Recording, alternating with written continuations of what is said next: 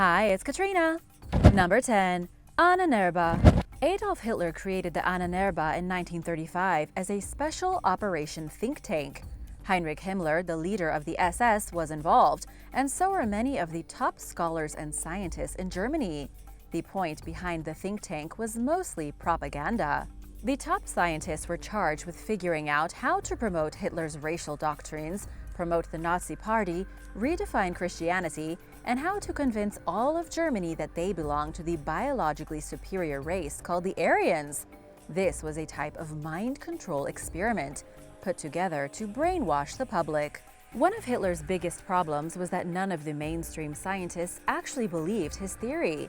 There is no superior Aryan race, and yet Hitler bold-faced lied about history. He said that it was the Aryans who invented agriculture, art, the first writing system, and every other important thing in the world.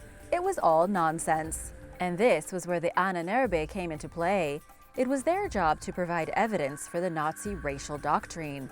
Then these ideas were to be promoted through books, exhibits, conferences, and anything else that would get the people interested in and believing in his imaginary world. And it actually worked. People in times of financial crisis are vulnerable, and the Nazis put a lot of effort into their scheme. By the time the war broke out, Hitler was able to use his Aryan superiority theory to justify his multiple atrocities. Because he claimed that archaeological evidence showed the Aryans had lived in Eastern Europe in prehistory, he used that as justification for expanding his military in the region. He also used the Aryan superiority card for exterminating groups like the Jews, Gypsies, homosexuals, and others considered by the Nazis as undesirables. Number 9. The parachute experiment. Archaeologists have just solved the mystery of a British aircraft from World War II that crashed when a secret mission went horribly wrong. The aircraft was discovered near the small village of Ballykelly in England. It's a Beaufort AW-271, and it came barreling out of the sky in April 1942. The 3 men on board were killed, and the debris was quickly gathered to prevent classified equipment from accidentally falling into the enemy's hands. But even though they took most of the equipment away, they left the scraps that didn't matter to them.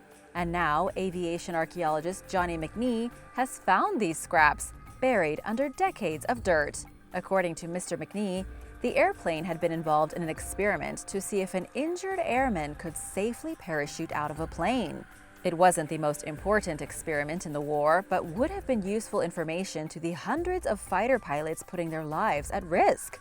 The test was carried out by pushing a dummy with a parachute out of a hatch, but it all went horribly wrong when the parachute deployed immediately outside the plane, wrapping itself around the tail and bringing the aircraft crashing to the ground. Sadly, it exploded, killing everyone involved. Number 8. The Gantt Altarpiece. On the night of April 10, 1934, one of the 12 oak panels which make up the famous painting Adoration of the Mystic Lamb was stolen. This was one of the most famous paintings by Jan van Eyck and had been stored in Belgium at the St. Bavo Cathedral. The missing piece is now referred to as the Gantt Altarpiece, and it was one of the most coveted pieces of art by the Nazis during the war. A desire among those to have the painting included Hitler and Hermann Göring, who had been his second in command. These 2 men challenged one another to see who could steal the altarpiece first. Hitler used the Nazi art theft unit to capture the piece of artwork from where it was hiding at the Château de Pau in France. But then Göring got it and brought it to his massive stolen art collection, which included about 7,000 masterpieces pilfered throughout the war. When Hitler learned of this, he sent his own men to intercept and retrieve the altarpiece. He then had it brought to a storage facility in the Austrian Alps, where he had 12,000 of the most famous artworks in Europe kept in secret. This place was Hitler's top-secret super museum, about the size of a city, filled with more art than the Louvre is today. But the oddest part about this entire operation, wasting resources to steal artwork, was Hitler's motivation behind it. Rumor has it that Hitler thought this particular painting contained a secret map to lost Christian treasures. He believed this one piece of artwork would lead him to the Arma Christi, the instruments of Christ's crucifixion, the crown of thorns, the Holy Grail, and the spear of destiny. It was Hitler's belief that any man who possessed all three artifacts would be granted supernatural powers.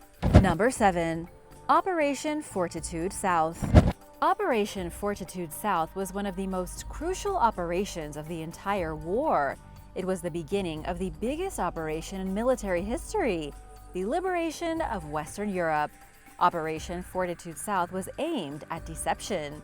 The Allies wanted to trick the German High Command into believing that they would land their troops in Pas-de-Calais after passing over the Strait of Dover. In reality, they would actually land in Normandy with about 133,000 soldiers. They did this as carefully as possible to really trick the German High Command. The first thing they had going for them was that they had already secretly cracked the coding system for the Enigma machine, and the Germans didn't know. They thought their secret communication system could never be broken, but the Allies had already started using it against them. Next, the Allies controlled many double agents that they could use to influence the German High Command. And so these things came together to fool the Germans, which allowed D-Day to happen the way it did. It was still brutal fighting, but it could have been a lot worse. The Germans diverted much of their forces away from Normandy to Greece, allowing the biggest bulk of Allied soldiers to breach the defenses without all the power of Germany raining down on them. This D-Day deception helped change history as we know it. Number 6. Assassinating the Loch Ness Monster. Nazi propaganda minister Joseph Goebbels tried to kill the Loch Ness Monster in 1940 in one of the weirder Nazi plots of the war. He didn't literally try to assassinate the Loch Ness Monster. Instead, he tried to discredit the beast as a hoax so that he could destroy tourism revenue. It was all incredibly strange, but then again, so were many things the Nazis did. The Loch Ness Monster had been considered a biological mystery since 1933. That was roughly the time that reports of a strange and unknown monster began coming in from Loch Ness in Scotland. Joseph Goebbels used the bizarre obsession that had risen around the monster to make the people of the United Kingdom look foolish. He said in a German newspaper that if people believed in a primeval beast living in a lake, there was no way they were smart enough to win a war. He said the people of England and Scotland were dumb for believing in a dinosaur and basically smashed the Loch Ness Monster's reputation to bits. Even Benito Mussolini got in on the action. He published a story about an Italian pilot who bombed the lake in 1941 and blew Nessie apart. Seems like all of this was a waste of time and resources, but you just never know why they decided to waste their energy on this monster in particular. Number 5. Operation Downfall and Operation Kyushu. One of the most terrifying parts of World War II was about as far from Europe as you can get. D-Day was scary, but it would have been nothing compared to what would have happened if the Americans tried to take Japan by force. It would have been a bloodbath of unimaginable proportions. Operation Downfall was the name for the proposed invasion of Japan. The Americans wanted to use the recently captured island of Okinawa as a staging area. The plan was to take the island in 1945, follow up with the southern island of Kyushu, and then, in early 1946, invade the Kanto Plain and move in on Tokyo. The Japanese had their own plan of defense, Operation Kyushu. This was the defense of Japan by every single Japanese civilian. The Japanese leaders knew they were in a tough spot, and they knew exactly where the Americans would invade, if it came to an invasion. And because they rejected surrender, they were going to fight back to the very last citizen. In early 1945, the Japanese armed forces bolstered their numbers to about 6 million. But when it looked like the Americans were about to invade, they boosted those numbers to about 20 million. Every man between the age of 15 and 60, and every woman between the ages of 17 and 40. They were all prepared to fight, every single civilian, to the death if the Americans invaded. If it hadn't been for the atomic bomb, the death count would have been insane. The only way the Americans would have won the fight was over the bodies of hundreds of thousands of their own soldiers and millions of Japanese civilians. Number 4. Nazi experiments. It's never been confirmed that the Nazis tried to make zombies. However, we know the Nazis took part in brutal medical experiments on thousands of prisoners, and a lot of them were absolutely horrifying.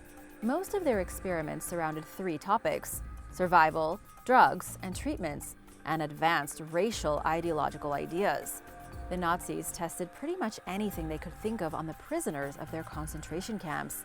They exposed them to contagious diseases and then tested new immunization compounds and antibodies. They even tried things like bone grafting and exposed them to mustard gas to test different antidotes. But it gets even worse. They wanted to test the limits of human survival using unwilling prisoners. For example, they wanted to see what the maximum altitude was that a person could parachute to safety, so they threw prisoners out of airplanes to see. They also wanted to figure out how to make drinkable seawater, and what better way to do that than test their concoctions on their prisoners. They would force them to drink salt water until they died. Number 3. The Ghost Army. The Ghost Army was one of the more interesting secret military operations from World War II. This army was specifically put together to trick enemy soldiers using inflatable tanks, sound effects, loudspeakers, and whatever else they had at their disposal. This ghost army didn't actually engage with the enemy. Instead, it was composed of about 1,100 American artists, engineers, and designers. They were hoping to help win the war by staging realistic battle equipment to confuse Nazi Germany. The location and size of the Allied forces were fooling the Axis forces. They would deploy inflatable decoys, create fake radio chatter, and simulate a force over 30 times larger than what was really there. They would operate within a quarter mile of enemy lines, and they got away with almost everything they did. According to a report from the U.S. Army, rarely has there ever been a group of such few men who had such a great influence on the outcome of a major military campaign.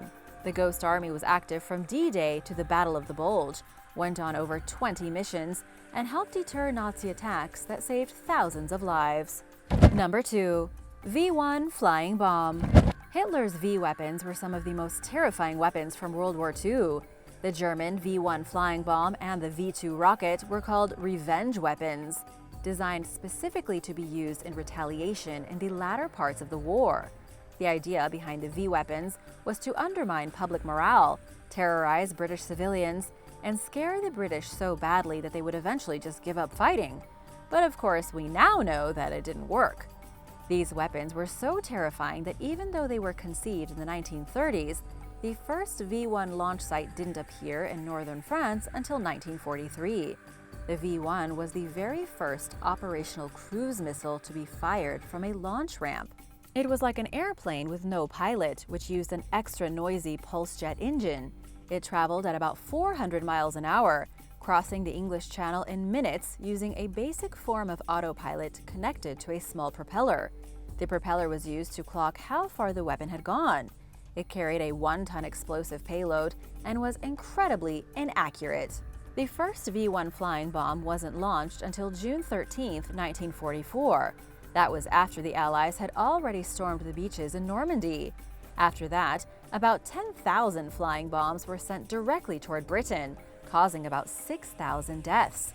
Nobody knew where these things were going to hit, and the city became so dangerous over 1 million people left London trying to get out of range of Hitler's terrifying new weapon. Thankfully, by autumn of that year, new advancements in anti-aircraft technology rendered the V-1 flying bombs virtually useless, and soon after, the war was over. Number 1. Operation Bernhard. When the Nazis weren't busy stealing artwork or trashing mythological monsters, they were forging currency. Operation Bernhard was the secret plot to completely collapse the British economy in the middle of the war. What the Nazis wanted to do was forge British banknotes on an enormous scale. Next, they would drop millions of these banknotes over Britain in a rainstorm of money, which would ultimately collapse the economy. The unit did successfully duplicate the paper used by the British to print their money. They even produced almost identical engraving blocks, as well as mimicking the algorithm used to create the serial code on each banknote. They were able to duplicate British money so effectively that they printed at least 300 million British pounds, then laundered the money and used it in the war effort. That's basically like forging $1 billion in today's economy. The Germans then used all of that cash to pay their war bills, while the money flooded into the British economy. Enough bills ended up in circulation that when the war finished, the Bank of England had to release fresh notes and issued totally new designs. It didn't break the economy, but it came awfully close. Thanks for watching. Be sure to subscribe for more secret operations from World War II, and I'll see you next time. Bye!